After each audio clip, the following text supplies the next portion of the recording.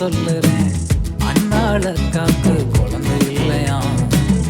ஊரே கேட்டாங்க, கஷ்டப்படுத்தினாங்க, அண்ணாளக்காவோ ஜெபத்தை விடலையா? சர்ச்சுக்கு போனாங்க, முழங்கால் போட்டாங்க, குழந்தைய கொடுக்குறேன்னு ப்ராமிஸ் பண்ணாங்க.